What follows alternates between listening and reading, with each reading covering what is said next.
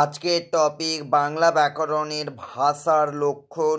ভাষা কাকে বলে, ব্যাকরণ কাকে বলে, বাংলা ভাষা কাকে বলে ও বাংলা ব্যাকরণ কাকে বলে, এবং দুটো শর্ট কোশ্চেন। ভিডিওটি শেষ অবধি দেখতে থাকো। প্রথমে হলো ভাষার লক্ষণ। ভাষার লক্ষণগুলি হলো 1 নম্বর, ভাষা মনে উদয় হওয়া ভাবের প্রকাশক।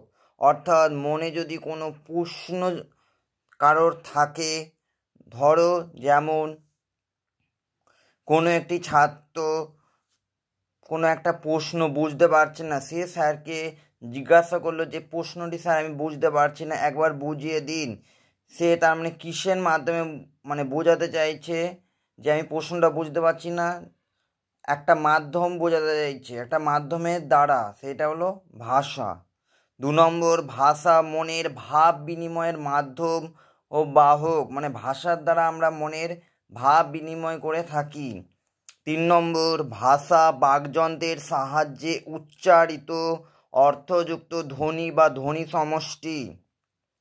4 নম্বর, ভাষা জনসমাজে সৃষ্ট, ব্যবহৃত ও স্বতন্ত্রভাবে অবস্থিত। আর 5 নম্বর, ভাষা বাক্যে প্রযুক্ত শব্দসমূহ। এবার চলে আসি ভাষা কাকে বলে। এই যে 5টা লক্ষণ বললাম, এই লক্ষণগুলোকে যদি একটু সাজিয়ে একটু যদি গুছিয়ে বলা যায় তাহলেই ভাষা কাকে বলে হয়ে যাবে। দেখো লিখেছি, মনে উদয় হওয়া ভাব প্রকাশের ও বহনের জন্য বাকযন্ত্রের দ্বারা উচ্চারিত অর্থযুক্ত ধ্বনি নিষ্পন্ন, যা কোনো না কোনো জনসমাজে সৃষ্ট, ব্যবহৃত ও স্বতন্ত্রভাবে বিদ্যমান, তা হলো ভাষা। পরের প্রশ্ন, ব্যাকরণ। ব্যাকরণ কাকে বলে?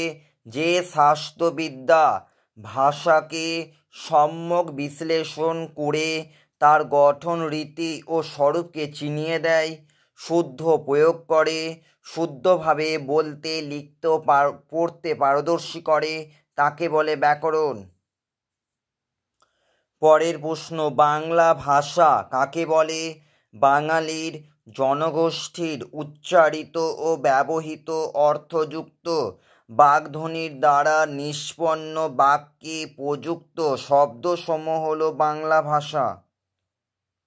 নেক্সট, বাংলা ব্যাকরণ।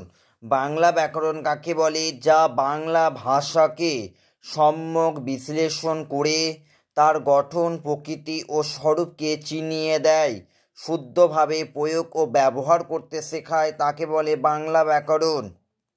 আর দুটো শর্ট কোশ্চেন। 1 নম্বর, ধ্বনিবিজ্ঞানের একটি অংশ হলো ড্যাশ ব্যাকরণ। আর 2 নম্বর, ব্যাকরণ শব্দের আবিধানিক অর্থ হলো বিশেষ ও সম্যক রূপে বিশ্লেষণ করা। ভিডিওটি ভালো লেগে থাকলে অবশ্যই লাইক করো এবং সাবস্ক্রাইব করে পাশে থেকো।